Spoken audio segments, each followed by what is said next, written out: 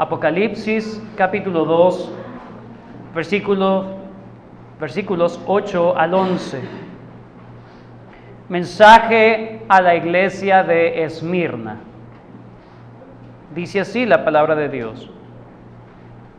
Escribe al ángel de la iglesia en Esmirna, el primero y el último, el que estuvo muerto y vivió, dice esto: yo conozco tus obras y tu tribulación y tu pobreza, pero tú eres rico, y la blasfemia de los que se dicen ser judíos y no lo son, sino sinagogas de Satanás. No temas en nada lo que vas a padecer.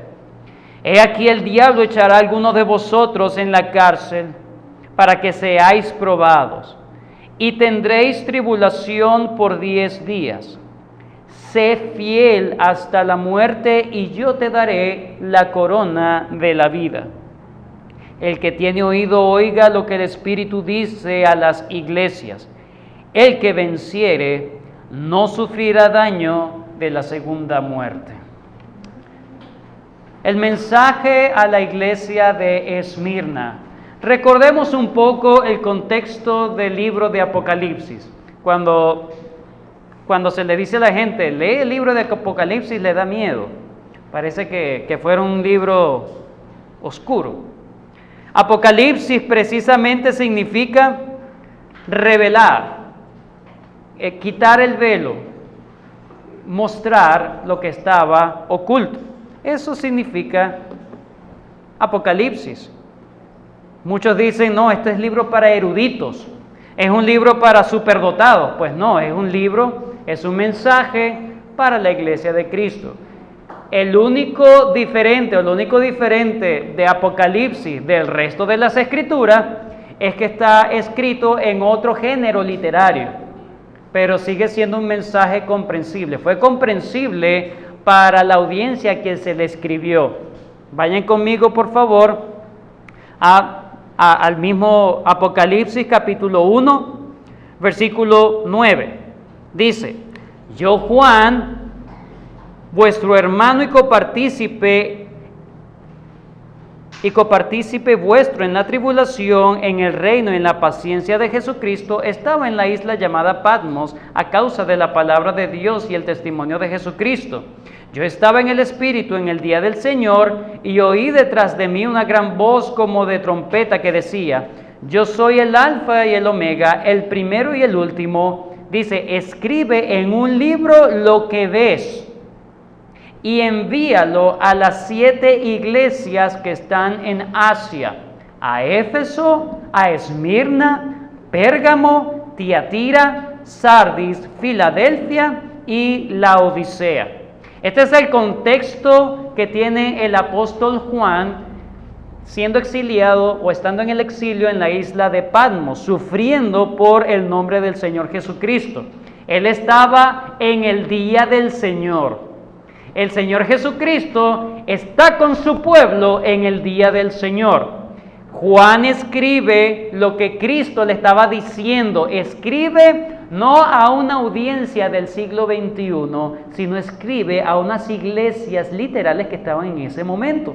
Por lo tanto, el mensaje lo tuvieron que haber entendido estas personas a quien se le escribió: a la iglesia en Éfeso, a la iglesia en Esmirna, a la iglesia en Pérgamo, en Tiatira, en Sardis, Filadelfia y Laodicea.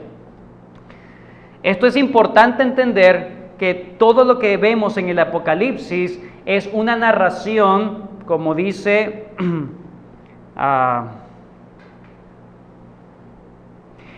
en el versículo 19, capítulo 1, versículo 19. Escribe las cosas que has visto, las que son y las que han de ser después de estas. Todo el mensaje de Apocalipsis es narrar, haciendo uso de figuras, símbolos y representaciones gráficas, lo que ha sido la historia de la iglesia. Ese es el libro de Apocalipsis, es una narración histórica de lo que es la historia de la iglesia desde que comienza con el Señor Jesucristo y cuando termine al final, pero al final siempre va a ser una historia, solamente tiene algunos símbolos que uno debe compararlo a la luz del resto de las escrituras. ¿Qué significa eso? ¿Qué significa aquello? Para la audiencia original, ellos entendían todos estos símbolos y figuras. Ahora, los primeros 2 capítulos de Apocalipsis son mensajes bien directos a estas 7 iglesias. Estas 7 iglesias estaban ubicadas en donde hoy conocemos como el país de Turquía. ¿Okay? En el país de Turquía, que es la actual Turquía, allí estaban situadas estas 7 iglesias. Recuerden, el número 7 no quiere decir que eran solamente 7 iglesias que habían en el mundo. Simplemente el Señor agarró estas 7 iglesias como representación de la totalidad de las iglesias de Cristo. Recuerden, los símbolos y los números son representativos. El número 7 es representativo de un número de plenitud. Por lo tanto, tener 7 mensajes a 7 iglesias no quiere decir que no habían otras iglesias en ese momento. Simplemente el Señor estaba agarrando estas 7 iglesias, además son gentiles. No se da, por ejemplo, un mensaje a la iglesia de Jerusalén, ¿verdad? Sino a iglesias gentiles. Y es interesante porque es ver cómo se expande el evangelio hasta lo último de la tierra. Ahora estamos en el contexto, o este es lo que quiero que veamos, el contexto inmediato del libro de Apocalipsis, para abordar el tema del mensaje que Cristo le da a la iglesia de Esmirna. Antes de abordar el mensaje como tal a la iglesia de Esmirna, permítame contextualizar de manera política y social lo que estaba viviendo la gente o la iglesia en Esmirna. La ciudad de Esmirna aún existe en la actualidad. Es la actual Izmir en Turquía. Está situada en la costa occidental de Asia Menor, en el mar Egeo. Esmirna era reconocida, muy reconocida por su gran belleza. Era, por así decirlo, rival de la ciudad de Éfeso. Recuerden que Éfeso tenía una de las maravillas del mundo antiguo, el templo de la diosa Artemisa o Diana, ¿ok? Pero la estructura física, infraestructura de Esmirna era hermosa para las personas, a la vista. Tenía una bahía y se erigían edificios en esa bahía como si fuera una corona sobre Esmirna. De hecho, le decían que esa bahía en Esmirna le decían la corona de Asia. Es muy importante entender ese dato, la corona de Asia. En las monedas de los habitantes de Esmirna había una inscripción que decía: Esmirna, primera en Asia en belleza y dimensión. Primera en Asia en belleza y dimensión. Imagínense cómo ellos eran tan arrogantes, la ciudad, estoy hablando de la ciudad. Cómo era arrogante esta ciudad de pomposidad, ¿verdad? En esta bahía que estoy hablando, que tenía un gran puerto, lo convirtió básicamente en una metrópolis comercial para su tiempo. Una metrópolis comercial. Ahora, hay 2 aspectos importantísimos, aparte de lo que he dicho, que nos van a ayudar a entender mejor el mensaje que Cristo le da a la iglesia de Esmirna. 2 aspectos o 2 características fundamentales para entender el mensaje a la iglesia de Esmirna. Número 1. La ciudad de Esmirna se caracterizaba por un gran culto imperial. La ciudad de Esmirna o los habitantes de Esmirna se caracterizaban por un gran culto imperial. Esmirna fue una gran aliada de Roma. Tanto era su amorío hacia la ciudad de Roma que construyeron en el 195 a.C. un templo para adorar a la diosa Roma. Es decir, los habitantes amaban tanto la ciudad de Roma que erigieron y la personificaron como una diosa y le rendían culto a la ciudad de Roma. Imagínense el paganismo que tenía esta gente. En el 25 a.C., la ciudad de Esmirna competía con otras ciudades del imperio para tener el privilegio de erigir, para erigir la estatua o levantar la adoración a Tiberios. Esa competencia que habían entre varias ciudades, dice los historiadores, que es para la actualidad, es como ciudades compitiendo por tener los Juegos Olímpicos en su ciudad, algo así. O por los países tener unos juegos de fútbol, una Copa Mundial de fútbol. Toda la atención del mundo iba a estar sobre esa ciudad. Esta ciudad ganó eso. Tuvo el privilegio concedido por el Estado, por el imperio, de erigir allí el tributo a Tiberios, al emperador Tiberios. Podemos resumir la característica de Esmirna en esta primera característica. Podemos resumirlo como fanatismo religioso. Fanatismo religioso era los habitantes de Esmirna. Ellos estaban altamente honrados por ser la primera ciudad que le rendía culto a un emperador.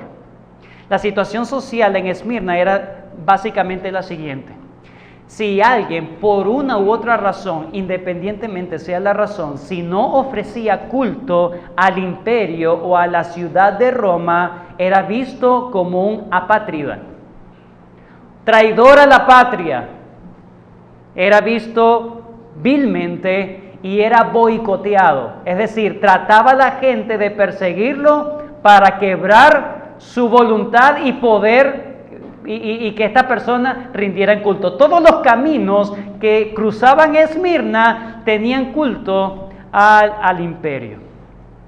Esa es una de las primeras características de la ciudad como tal. La segunda característica es muy importante también.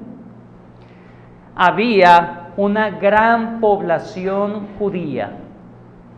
Había una gran población judía en Esmirna. Era tan considerable los judíos en Esmirna que hay una inscripción del siglo II que relata que los judíos en ese tiempo donaron 10,000 denarios para un proyecto de embellecer la ciudad de Esmirna. Los judíos eran influyentes no solamente por la cantidad de judíos que vivían en Esmirna, sino por cómo se congraciaban con ellos. Tenían poder económico y se congraciaban con la ciudad. La ciudad amaba a los judíos. Había una gran sinagoga judía allí y fue cerca de esa sinagoga donde fue martirizado el discípulo de Juan, de este mismo Juan que estamos hablando, Policarpo, el discípulo de Juan, cerca de esa sinagoga. Era tanto la influencia de los judíos que cerca de la sinagoga ellos fueron los principales promotores de su martirio. Quiero relatar rápidamente lo que dijo Policarpo antes de su muerte. Cuando le estaban pidiendo que negara la fe, lo pusieron en una hoguera y antes de prender la hoguera le dijeron que negara a Cristo y que lo maldijera.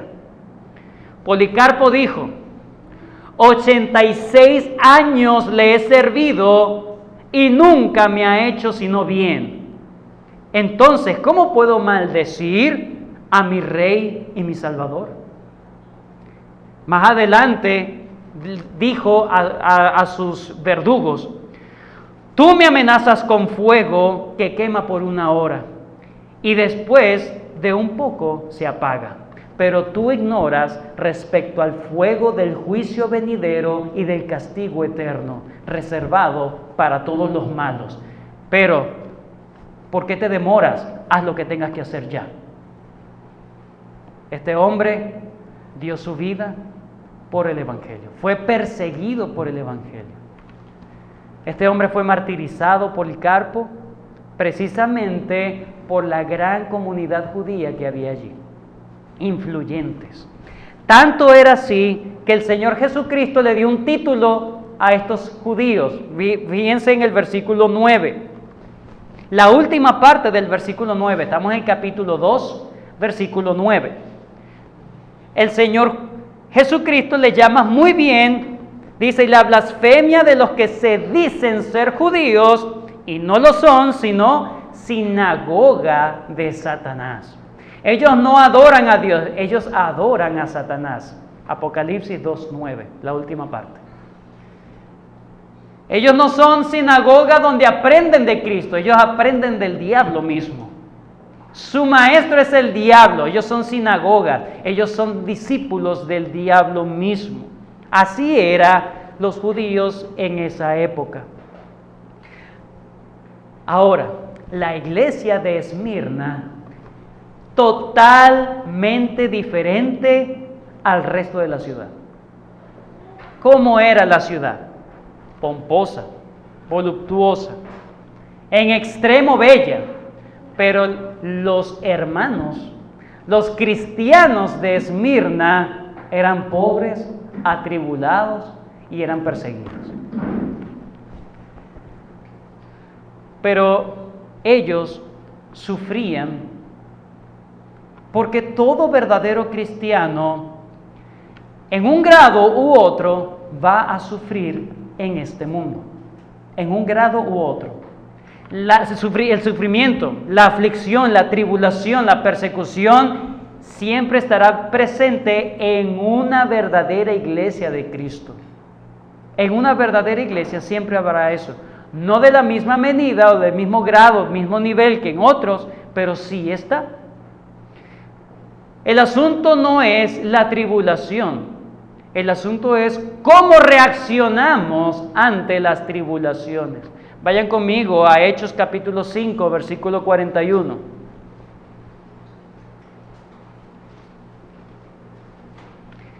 He aquí Pedro y Juan habían sido azotados, les habían dicho que no podían volver a hablar del Señor Jesucristo. Y en Hechos capítulo 5, versículo 41, Lucas, quien narra, quien escribe, dice, y ellos salieron, hablando de Pedro y de Juan, y ellos salieron de la presencia del concilio, gozosos de haber sido tenidos por dignos de padecer afrenta por causa del nombre. No salieron autocompasivos. Ay, pobre de mí, yo que ahora soy cristiano. No, gozosos no por las heridas, sino porque fueron dignos de las heridas. Todo verdadero cristiano va a tener tribulación. Todo verdadero cristiano va a tener aflicción en este mundo. Pero el Señor dijo, confiad, yo he vencido el mundo. Ahora sí, nos metemos al mensaje de la iglesia de Esmirna. En el versículo número 8 nos dice quién es el que da el mensaje. Versículo 8, y escribe al ángel de la iglesia en Esmirna, el primero y el postrero, el que estuvo muerto y vivió, dice esto. ¿Quién les está hablando a la iglesia de Esmirna? El primero y el postrero. Este es un título que en el Antiguo Testamento se le daba solo y exclusivamente a Jehová, a Dios, el verdadero Dios, el Dios de Israel. En Isaías capítulo 41, versículo 4, yo lo voy a leer, no necesariamente lo pueden buscar, solamente voy a leerlo, si quiere lo anota para que lo lea más tarde en su casa. Isaías 41, 4. Isaías 44, 6 e Isaías 48, 12 dice, ¿quién hizo y realizó esto? ¿Quién llama las generaciones desde el principio? Yo Jehová, yo el primero y yo mismo con los postreros. Ese es Isaías 41:4. Voy con el Isaías 44:6. Así dice Jehová, Rey de Israel y su Redentor, Jehová de los ejércitos: yo soy el primero y yo soy el postrero, y fuera de mí no hay Dios. Isaías 48, versículo 12 dice: óyeme Jacob y tú Israel, a quien llamé, yo mismo, yo el primero, yo también el postrero. Cristo está diciendo, quien les está hablando es Dios mismo. Cristo es verdadero Dios. El Hijo de Dios, el título de Hijo de Dios, no es que ha sido como que si fuera una categoría menos que Dios. No, eso no significa el título Hijo de Dios. El título Hijo de Dios es el mismo carácter de Dios, la misma sustancia de Dios. Es el mismo Dios, el Hijo de Dios, Jesucristo. Él es verdadero Dios. Él fue verdadero hombre, pero fue también verdadero Dios, o es el verdadero Dios. Adorar a Cristo es adorar al único Dios verdadero. Usted habla con un testigo de Jehová y le dirá blasfemia, hereje. Pero nosotros vemos que el propio Señor Jesucristo se atribuye un título divino. Por lo tanto, aquí se enfatiza quién es el que está hablando. ¿Quién es? Es Dios mismo. Enfatiza la presencia y divinidad eterna del propio Jesucristo. Pero no solamente les dice, yo soy Dios el que le está hablando. Ustedes deben prestar atención cuando Dios habla. No es cualquier hombre, no es cualquier persona, es Dios quien está hablando, que está comunicando su mensaje a la iglesia. Y en el mismo versículo 8 más adelante dice, el que estuvo muerto y vivió, Dios hecho hombre. Aquí vemos la unión hipostática de Cristo. La Trinidad, el Hijo de Dios, verdadero Dios, uno con el Padre, también vivió, murió y resucitó como un hombre.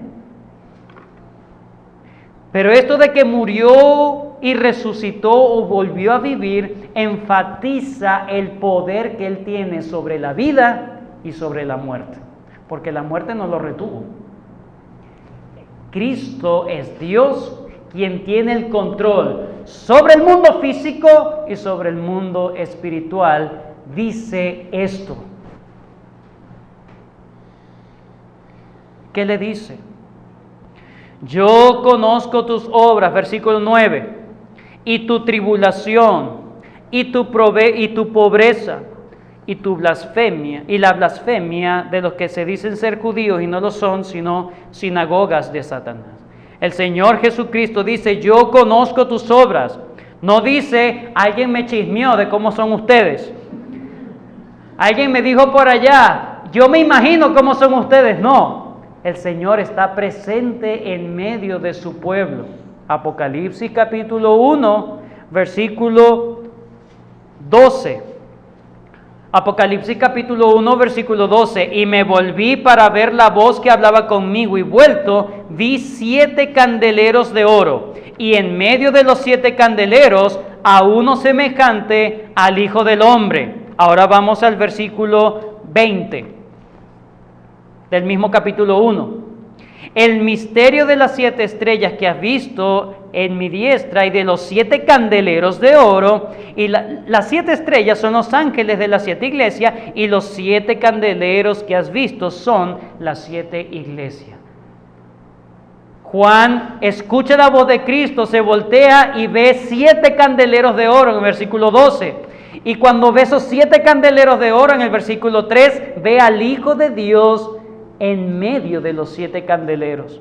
Y Cristo le dice en el versículo 20 que esos candeleros son sus iglesias. Cristo está en medio de su iglesia.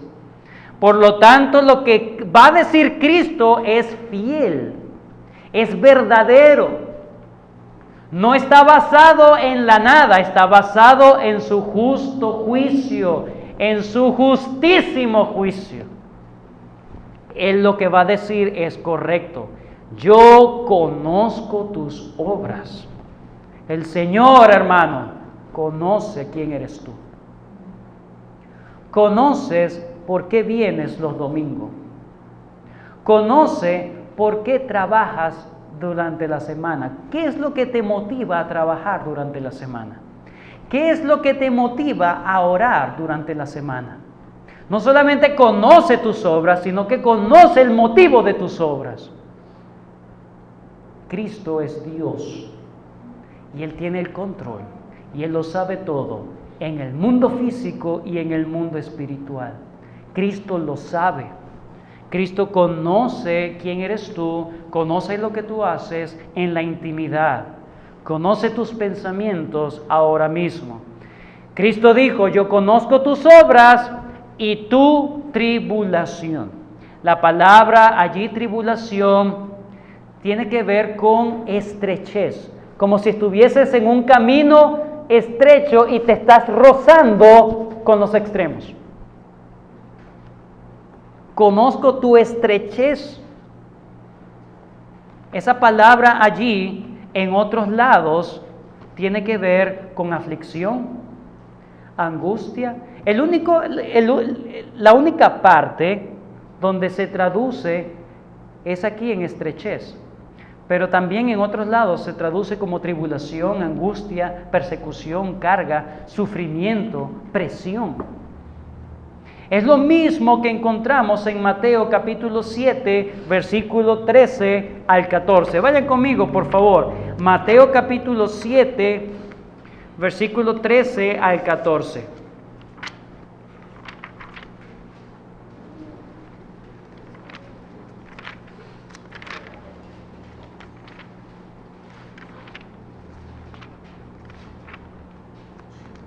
Mateo capítulo 7.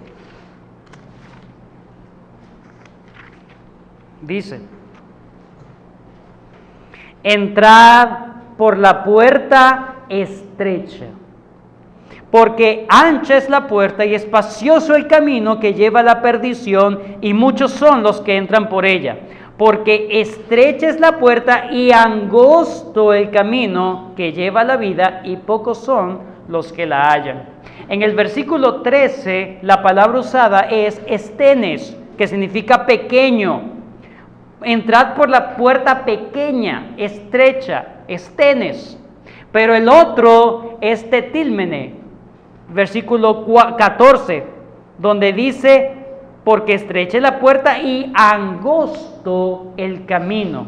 Esa palabra angosto es precisamente relacionado con lo que estamos estudiando en la iglesia de Esmirna. Tribulación, aflicción, problema. Cristo está diciendo, entra por mí y camina por los problemas. Cristo dijo, yo soy la puerta, el que por mí entrare será salvo. Sí, la salvación es segura, pero una vida de color de rosas no es segura. Cristo dijo, entra por la puerta estrecha, porque estrecha o pequeña es el camino, o angosto, aprisionado, atribulado, es el camino que lleva a la vida eterna. Alguien dijo que esto es como entrar por el cañón de una montaña. Es una abertura pequeña, incómoda, que te raspa, pero no solamente entras por allí, sino que el camino sigue siendo así. Así es la vida de todo cristiano. Cuando entra por el camino de Cristo, empieza a tener tribulación. Recibe a Cristo y se te acabarán los problemas. Recibe a Cristo y tendrás felicidad en tu vida. Eso no es evangelio. No podemos decir que el evangelio siempre será aflicción, por un lado, pero sí debemos decir que el evangelio siempre traerá aflicción, por cualquier lado. Cristo no vino a arreglarte el matrimonio. Cristo no vino a ofrecerte prosperidad económica. Cristo no vino a ofrecer salud abundante y una vida eterna terrenal. No, Él vino precisamente a buscar y salvar lo que se había perdido. Él quiere es la salvación de tu alma, no de tu negocio. Quiere la salvación de tu alma, no tu salud. Quiere la salvación de tu alma y no de tu matrimonio. Él lo puede hacer si Él lo desea, para tu bien. Pero si no, todas las cosas, a los que aman a Dios, todas las cosas les ayudan a bien. Cristo no ofrece una abundancia de vida terrenal, sino una abundancia de vida eternal. Escribe al ángel: yo conozco tus obras y tu tribulación y tu pobreza. La palabra pobreza allí significa pobre económicamente hablando.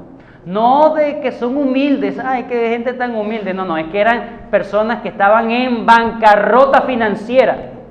Pobres, literalmente pobres. Y tu pobreza. Ahora, recuerden cómo era la ciudad de Esmirna, pomposa, hermosa. Y la iglesia de Esmirna, un contraste totalmente, una disonancia totalmente.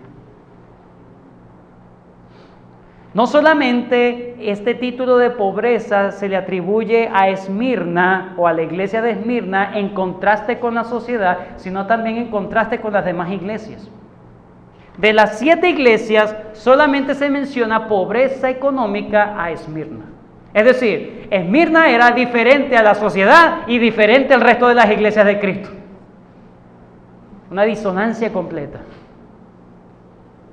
Totalmente diferente. Ser pobre trae muchas consecuencias. No solamente trae una vida dura, sino que también trae discriminación por otros. Discriminación. ¿Qué significa eso? Que ellos estaban siendo atribulados, no solamente por ser cristianos, por ser apátridas, sino también por ser unos pobres locos.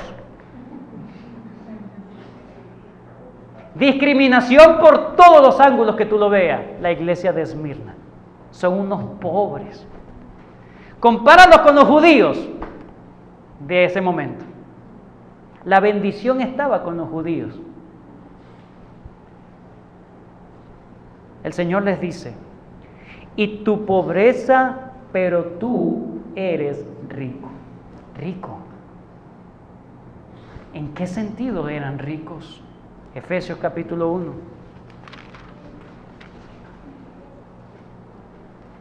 Efesios capítulo 1.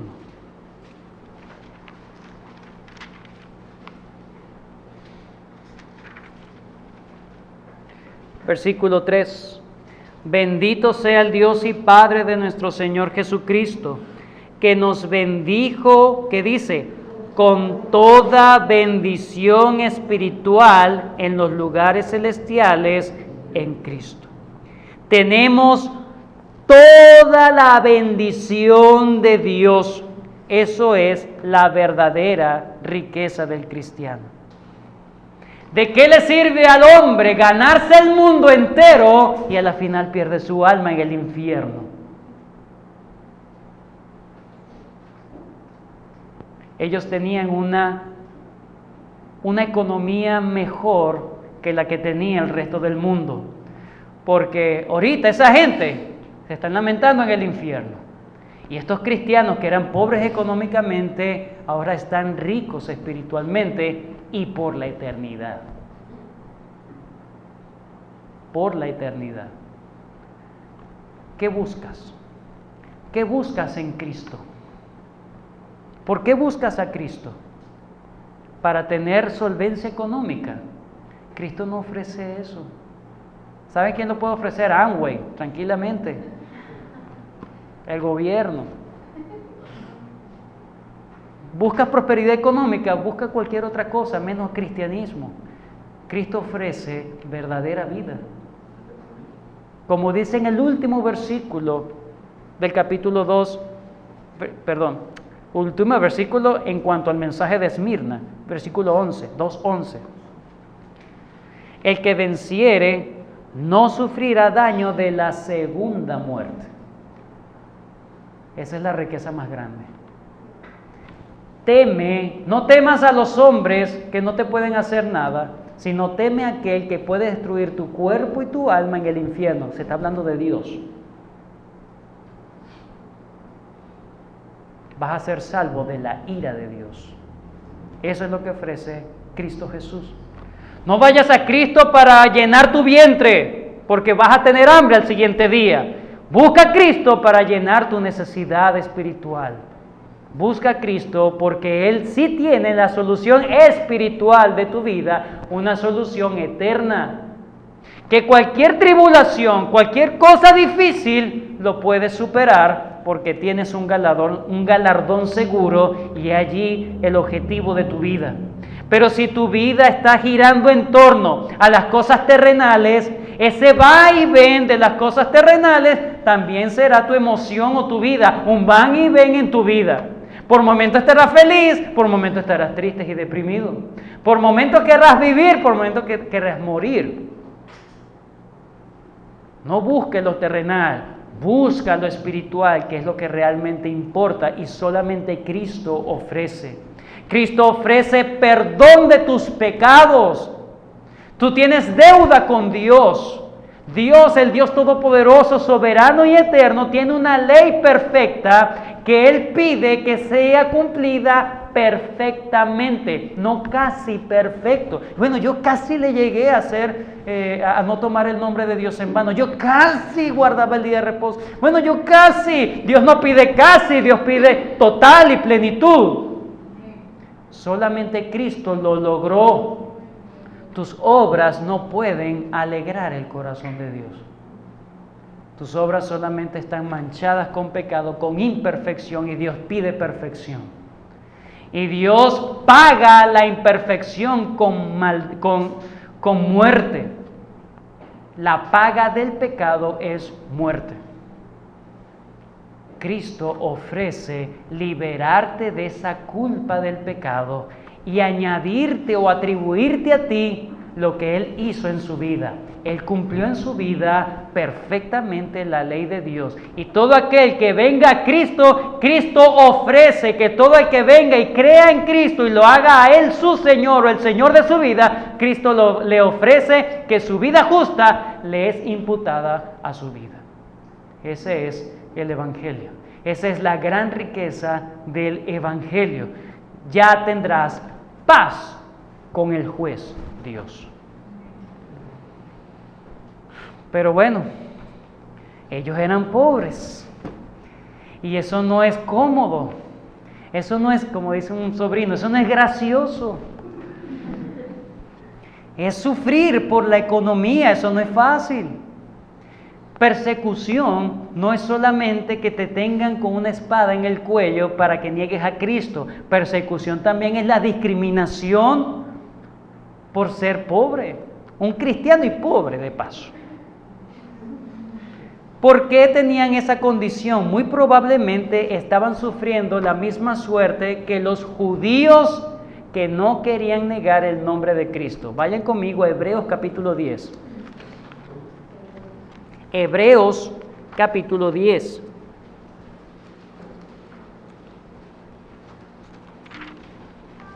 Versículo 34.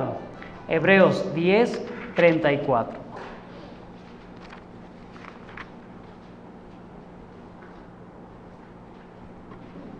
Dice: porque de los presos también os compadecisteis, y el despojo de vuestros bienes sufristeis con gozo, sabiendo que teníais en vosotros una mejor y perdurable herencia en los cielos. Probablemente la iglesia de Esmirna estaba sufriendo lo mismo. Estaban siendo boicoteados sus negocios, sus empresas, su manera de vivir por aquellos que los consideraban apátridas, porque no se rendían ante el emperador. Y dice que los judíos que no negaban a Cristo sufrían con gozo el despojo de sus bienes, expropiación. Y los cristianos de Esmirna, aparentemente su pobreza parece que se deriva también de la misma situación. Eran boicoteados, despojados, les arrancaban en la manera de sustentarse, eran pobres literalmente. Pero Cristo le dice, pero regocíjate que tienes riqueza, y una riqueza verdadera, una riqueza perdurable. No solamente ellos trabajaban por Cristo, Dios conocía sus obras, estaban atribulados, no solamente tenían pobreza, sino también que recibían calumnias o blasfemia de los judíos que eran seguidores y discípulos del diablo. Blasfemia. ¿Qué es la palabra blasfemia? Es hablar en contra de alguien, es calumniar, es hablar con amargura. Muchos de los judíos se quejaban de los cristianos de Esmirna. De hecho, hay escritos que dicen que la población pensaba que los cristianos o los primeros cristianos, no solamente de Esmirna, sino de los primeros cristianos, se dicen que las poblaciones murmuraban de que los cristianos en sus reuniones eran caníbales, porque tomaban la sangre de un hombre y se comían la carne de un hombre. Hablaban de que habían ritos orgiásticos, porque se decían hermanos y hermanas unos a otros. Había murmuración, especulación, pero no solamente se hablaba mal de los cristianos de manera de chisme, sino ante las autoridades. Los calumniaban ante las autoridades, los blasfemaban ante las autoridades. Y el Señor Jesucristo, en el versículo 10, en medio de toda esa queja que tenían las personas, en medio de toda la tribulación que sufría esta gente por ser pobres, por ser blasfemados por los judíos que tenían poder económico, influencia, el Señor Jesucristo le dice, no temas, no temas. ¿Por qué no temer? Ellos tenían bastante razones por temer. No temas en nada lo que vas a padecer. O sea, no es suficiente lo que estoy padeciendo, sino que también me estás anunciando, Señor, que voy a padecer. No temas en lo que vas. Eso significa futuro. No lo estás viviendo, lo vas a sufrir. ¿Qué es lo que iba a sufrir más adelante? Mire, ya estaban siendo atribulados, perseguidos, blasfemados, eran pobres. Sino que el diablo echará a algunos de vosotros en la cárcel, de paso. Pobre, atribulado. Y ahora el Señor me anuncia no una vida victoriosa, sino que ahora se van a llevar a unos de nosotros para la cárcel. En el mundo antiguo, en el Imperio Romano, las cárceles no estaban llenas perpetuamente. Las cárceles eran un sitio de reclusión para esperar una sentencia inmediata, la sentencia de muerte. Llegar a la cárcel es simplemente una sala de espera para tu muerte. ¿Ok? No era cadena perpetua y el hombre se podría allí en la cárcel. No. Era una estancia provisional hasta que hubiese la oportunidad de matarlo. Pero ya estaba sentenciado. Llegar a la cárcel es eso. Y Cristo le dice, no temas, porque te van a echar a la cárcel. Pero no temas. ¿Por qué no temer? ¿Por qué no temer? Versículo 8. El primero y el postrero, el que estuvo muerto y vivió, confía en mí. Confía en que yo tengo el control. Confía en que yo en medio de la situación estoy al cuidado tuyo. Cristo no ofrece separación de los problemas, sino guardarnos en medio de los problemas. Por eso Cristo dice, no temas. Primera de Pedro.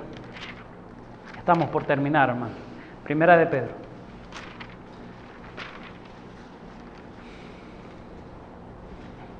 versículo 6. 5, 6, perdón. Primera de Pedro, capítulo 5, versículo 6. Humillaos, pues, bajo la poderosa mano de Dios, para que Él os exalte cuando fuere tiempo, echando, que dice, toda vuestra ansiedad sobre Él, considera, porque Él tiene cuidado de vosotros. Sed sobrios y velad, porque vuestro adversario, el diablo, como león rugiente, anda alrededor buscando a quien devorar, al cual resistid firmes, ¿en qué?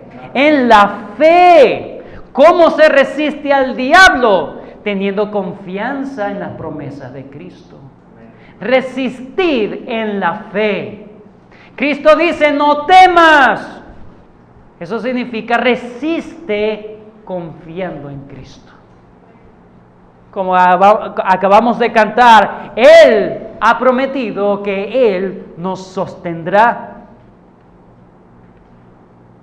Sabiendo que los mismos padecimientos se van cumpliendo en vuestros hermanos en todo el mundo. Mas el Dios de toda gracia, que nos llamó a su gloria eterna en Jesucristo, después que hayáis pasado un poco de tiempo, después que hayáis padecido un poco de tiempo, Él mismo os perfeccione, afirme, fortalezca y establezca. He allí porque el Señor quiere o permite que pasemos por tribulación, angustia y persecución. Hoy en día, sí, tenemos una situación difícil como país, pero preguntémonos realmente si estamos siendo perseguidos por el nombre de Cristo. ¿Por qué te atribulas entonces? Si estamos sufriendo por otra cosa que no es por la gloria de Cristo, entonces no cuentes eso como una tribulación de parte de Dios. Las tribulaciones que vienen para formar nuestro carácter, todo, obviamente todo, pero cuando somos atribulados, cuando somos discriminados, cuando eres discriminado por tu familia, regocíjate por eso, porque eres cristiano. Regocíjate por eso. Porque no quieres defraudar a tu familia, porque no quieres defraudar a tu jefe en el trabajo. Y todos hacen marramucias en el trabajo, pero tú te quieres considerar íntegro en el trabajo. Entonces, regocíjate si empiezan a verte mal, porque tú eres íntegro, porque tú quieres agradar a Dios en eso. Eso es lo que el Señor dice en cuanto a las tribulaciones. Es cuando somos confrontados en algún momento a declinar a nuestra fe. Segunda de Timoteo 3:12. Segunda Timoteo 3:12.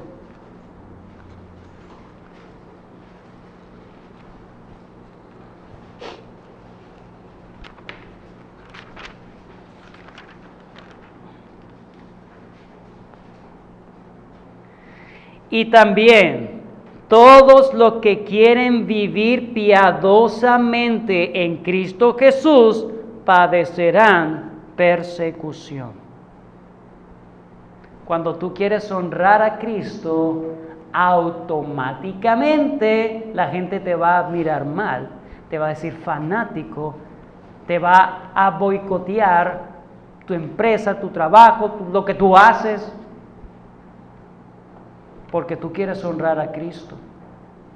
En eso regocíjate, porque eres digno de eso, cuando te ocurran esas partes. Pero de resto, si el Señor dice, no temas por ser perseguido por mi causa, imagínate cuando no es por la causa de Cristo.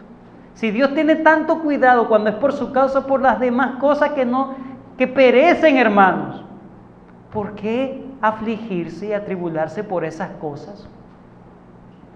Confía en Cristo, confía en el Señor, ten fe en el Señor.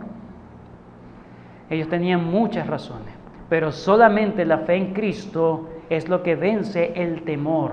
No temas. No temas, ¿por qué? No solamente porque Él es el primero, Él es Dios, Él tiene el poder, sino porque Él también, el versículo 10, le está ofreciendo que en medio de eso va a ser algo temporal. No temáis en nada lo que vas a padecer. Aquí el diablo echará a algunos de vosotros en la cárcel para que seáis probados y tendréis tribulación por 10 días.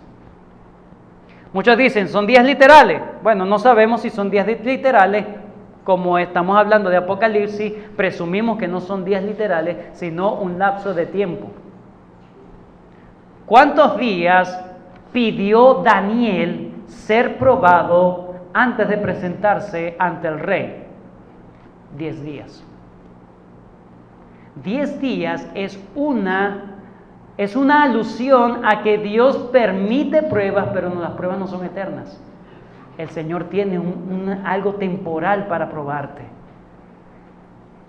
La tentación a Adán y a Eva no era eterna, era un momento. Si hubiesen seguido firmes, no tuviésemos este desastre. Hermanos, la tribulación, las pruebas son por un momento. Aunque veamos muchos años en tribulación y prueba, ante los ojos de Dios, tranquilo, no te lo voy a dar por toda tu vida, es por un momento nada más, por un momento. Entonces el Señor dice, no temas porque yo soy el que tengo el control y además te estoy garantizando que es por un lapso de tiempo, no es una tribulación eterna, es por un poco de tiempo. No solamente eso, sino que les dice, sé fiel hasta la muerte y yo te daré la corona de la vida. La corona de la vida. Persenio, un geógrafo del segundo siglo, reportó en sus escritos que Esmirna era famosa por los juegos atléticos que se realizaban allí. En ese podemos decir que eran una especie de Juegos Olímpicos de la ciudad. Eran fanáticos también de los deportes en aquella ciudad.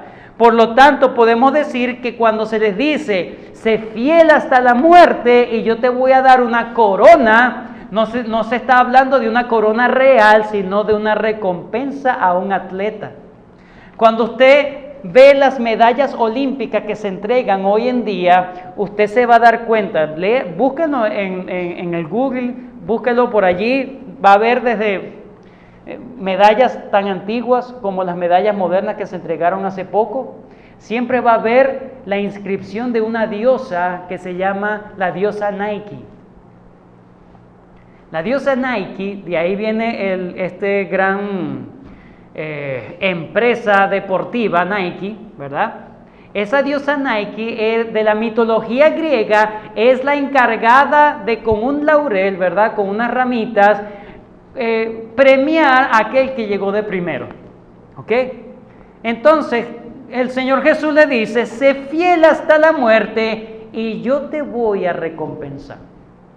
Yo te voy a dar una corona. Porque las coronitas que supuestamente daban en ese momento se marchitaban. Cristo le dice, sé fiel hasta la muerte, resiste con fe, no temas, aguanta, porque yo al final de la carrera te voy a entregar tu premio. Y no es que el premio como lo da la diosa Nike. Sé un vencedor y te voy a dar la verdadera corona.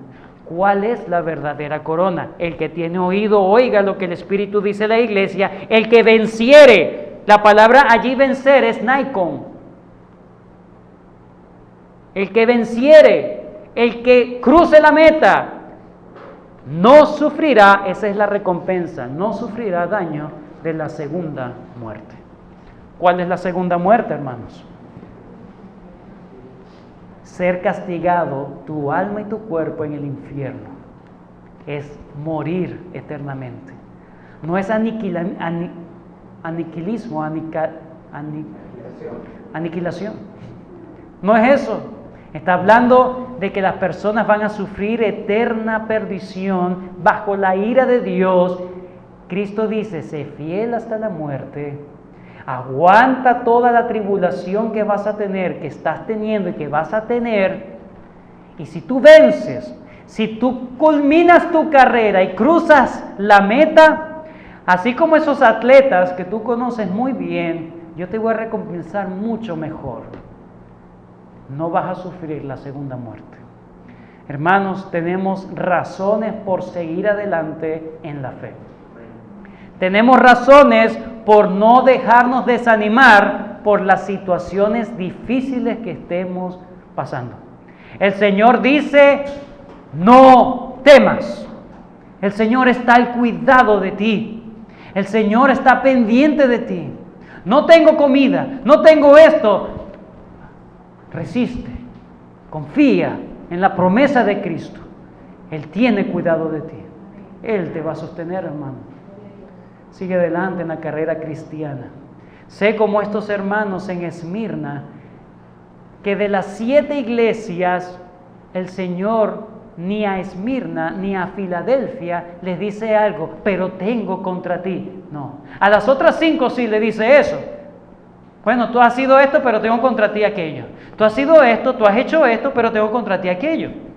Ni a Esmirna ni a Filadelfia les dice, pero tengo contra ti. No.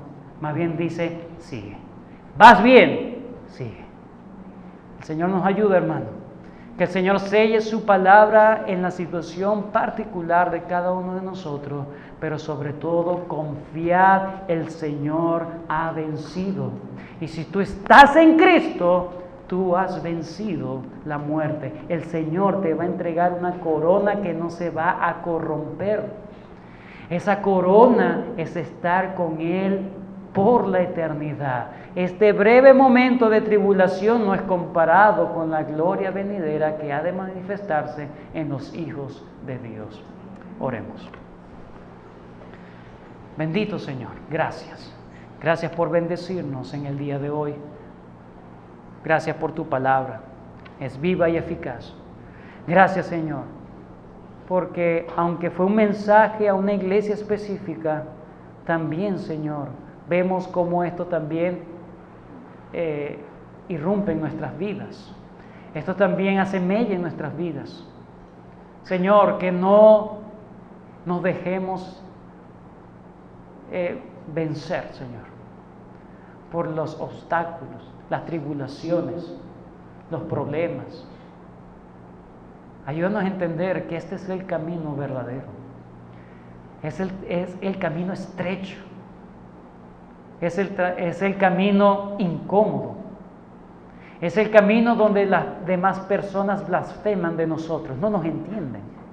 Es el camino, Señor, que por hacer las cosas para ti podemos caer, Señor, en bancarrota inclusive. Pero ayúdanos, Señor, a entender que hay una recompensa mejor, una recompensa eterna, y es estar absuelto de la ira divina y tener tu justicia y tener toda la bendición y la riqueza espiritual en ti, Señor. Bendito Dios, te alabamos por eso. Ayúdanos, Señor, a animarnos cada vez más para seguir adelante. Y en medio de la situación difícil que vivimos como país, ayúdanos a poner nuestra mira en nuestros ojos en las cosas de arriba, Señor, donde está Cristo sentado a la diestra de Dios. Tú tienes el control, Señor. Ayúdanos a consolarnos en ti. Te lo pedimos y te damos gracias. Ayúdanos, Señor, a echar fuera todo temor por la fe en ti. Te damos gracias. En el nombre de tu Hijo Jesús. Amén.